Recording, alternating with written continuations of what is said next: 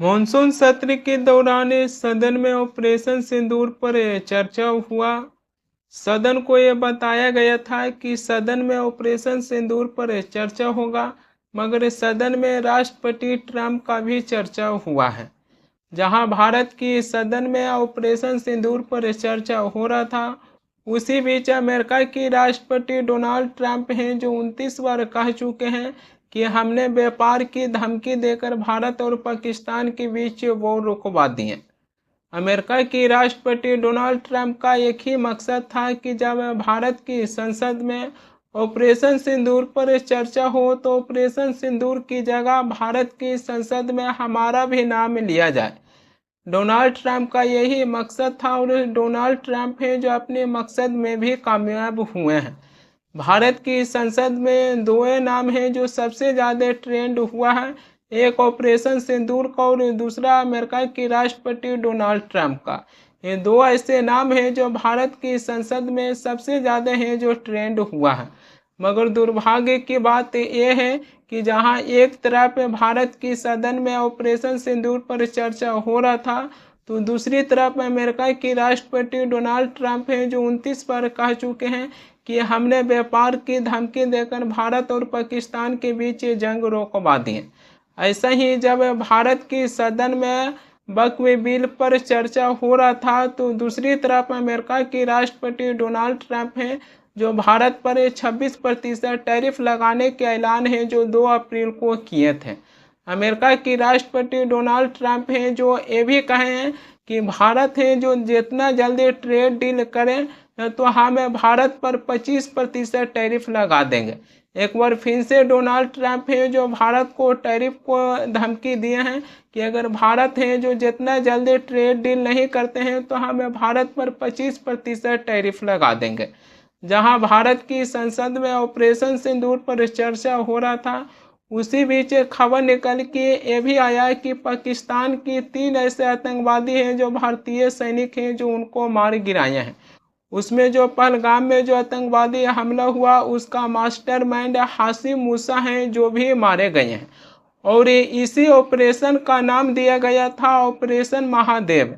अखिलेश यादव हैं जो सदन में ऑपरेशन सिंदूर पर चर्चा करते हुए ये कहें कि आज हम ऑपरेशन महादेव पर धन्यवाद क्यों नहीं दे रहे हैं, क्योंकि जिस वक्त समर्थन की बारी आया मैंने समर्थन किया, लेकिन ऑपरेशन सिंदूर पर चर्चा हो रहा था उसी दौरान है जो इनकाउंटर क्यों किया गया। सुनिए अखिलेश यादव हैं जो सदन में क्या कहें कि आज महादेव ऑपरेशन पे मैं धन्यवाद क्यों नहीं दे रहा हूं।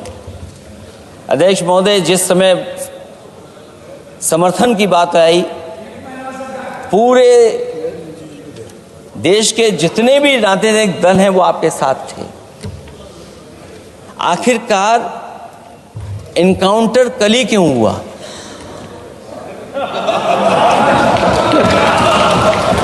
और अध्यक्ष महोदय, फिर वही बात मैं दोहराऊं जिसकी वजह से पहलगाम हुआ, जिसकी वजह से पुलवामा हुआ। अगर ये इतना ही टेक्नोलॉजी और इन सब चीजों को समझते हैं और जानते हैं, इतना ही टेक्नोलॉजी और इन चीजों को सब समझते हैं, तो आखिरकार अध्यक्ष महोदय पुलवामा में जो गाड़ी में RDX आया, वो गाड़ी आज तक क्यों नहीं पकड़ी गई? और शायद भारतीय जनता पार्टी के लोग ये जानते होंगे कि बहुत सारे विभाग सरकार के होते हैं, सैटेलाइट इमेजेस देते हैं। अगर आज भी भारतीय जनता पार्टी चाहे तो पुलवामा में जो गाड़ी आई है, सैटेलाइट इमेजेस से वो पता कर सकती है कि वो किस रास्ते से वो गाड़ी आई थी। आप हिम्मत क्यों नहीं जुटा पा रहे हैं उसके लिए? और फिर पहलगाम में किसी भी दल ने आपके साथ किसी तरह की राजनीतिक बातचीत नहीं की, लेकिन राजनीतिक लाभ आपने कांग्रेस पार्टी से भी उठाने की कोशिश की, हमारे से भी उठाने की कोशिश की। अगर डेलीगेशन भेजना ही था आपको तो पॉलिटिकल पार्टीज तय करती हैं, आप नहीं तय कर सकते। ये राजनीति कौन कर रहा है? और फिर अध्यक्ष महोदय, राजनीति करने वाले वो लोग जो अपने चुनावी भाषण में कह रहे थे कि पीओके हम 6 महीने में ले लेंगे, हम अक्साई चिन्ह ले लेंगे। ऑपरेशन सिंदूर पर चर्चा हो रहा था, उसी दौरान 2 ऐसे खबरें निकलकर सामने आया था, उसको लेकर है जो एक बहुत बड़ी सवाल खड़ी करती हैं। एक तरफ सदन में जहां ऑपरेशन सिंदूर पर चर्चा हो रहा था, उसी बीच अमेरिका की राष्ट्रपति डोनाल्ड ट्रंप हैं जो कहें कि हमने व्यापार की धमकी देकर भारत और पाकिस्तान के बीच युद्ध रोकवा दिए। ऑपरेशन सिंदूर पर चर्चा हो रहा था, खबर निकल के ये भी आया कि पाकिस्तान के 3 ऐसे आतंकवादी हैं जो मारे गए हैं। पाकिस्तान के 3 ऐसे आतंकवादी मारे गए हैं, इसको लेकर सवाल है जो खड़ी नहीं होती है, बल्कि पाकिस्तान के 3 ऐसे आतंकवादी मारे गए हैं और उसी ऑपरेशन का नाम दिया गया ऑपरेशन महादेव। क्या इस नाम के पीछे आपको कोई तथ्य दिखाई नहीं देती है? क्या ऐसा नहीं लगता है कि ऑपरेशन महादेव नाम दिया गया है मगर इसके पीछे जो राजनीतिक लाभ हैं जो उठाना चाहते हैं? जम्मू कश्मीर के पहलगाम में आतंकवादी हमला हुआ, उसमें आतंकवादी हैं जो माता और बहनों की मांग के सिंदूर हैं जो मिटा दिए।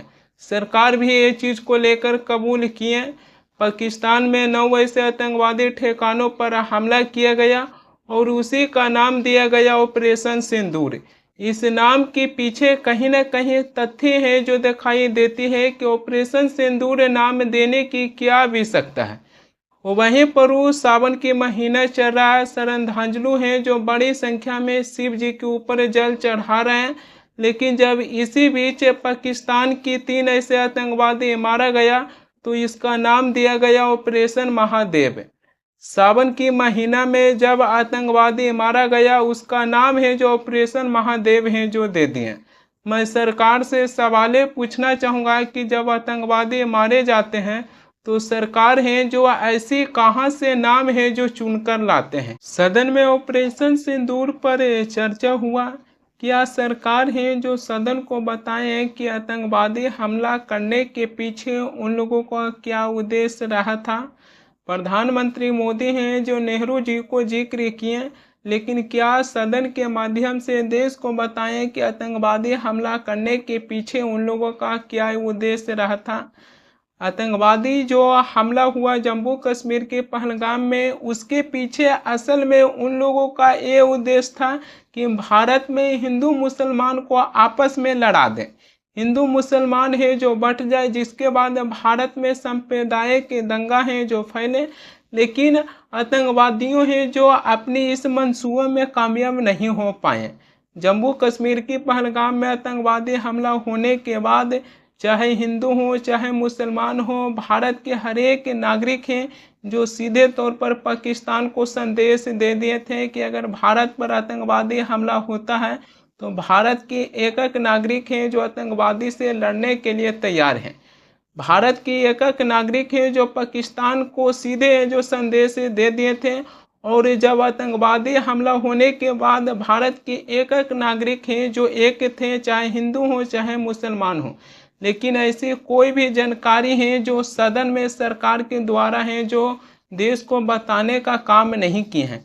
जबकि भारत के विदेश सचिव विक्रम मिश्री भी यही बातों को बताए थे कि आतंकवादियों का असल में उद्देश्य था भारत में हिंदू मुसलमान को लड़ाना। जिस प्रकार आतंकवादी हैं जो लोगों से धर्म पूछकर उनकी हत्या कर दें, उसके पीछे आतंकवादियों का यही उद्देश्य था कि भारत है जो आपस में ही हिंदू मुसलमान में उलझ जाए। लेकिन सरकार है जो ऐसी बातों पर जोर नहीं दिए और केवल एक धर्म के लोग हैं जो अपनी आस्था रखते हैं, उन्हीं के धर्म को देखते हुए आतंकवादी मारा जाता है। उसी का नाम है जो ऑपरेशन महादेव है जो दिया जाता है। और वहीं पर लोकसभा में विपक्ष के नेता राहुल गांधी हैं जो प्रधानमंत्री मोदी को ये भी कहें कि अगर प्रधानमंत्री मोदी में 50% भी इंदिरा गांधी जितना दम है तो सदन में कह दें कि अमेरिका की राष्ट्रपति डोनाल्ड ट्रंप हैं जो झूठ बोल रहे हैं कि हमने सीज फायर करवाए हैं। सुनिए राहुल गांधी हैं जो क्या कह रहे हैं। Donald Trump has said 29 times he said 29 बार उन्होंने बोला कि भैया मैंने सीज फायर करवाया। अच्छा, अगर वो झूठ बोल रहे हैं तो अपने भाषण में यहां प्रधानमंत्री कह दें कि वो झूठ बोल रहे हैं।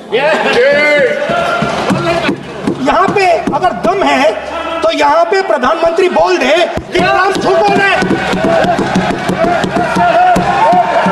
If he has the courage, if he has the courage, if he has the courage of Indira Gandhi, let him say here, let him say here that Donald Trump, you're a liar. That you did not make a ceasefire and that we did not lose any planes. Let him say it here. If he has the courage. 50% भी है इंदिरा गांधी का तो यहां बोल दे।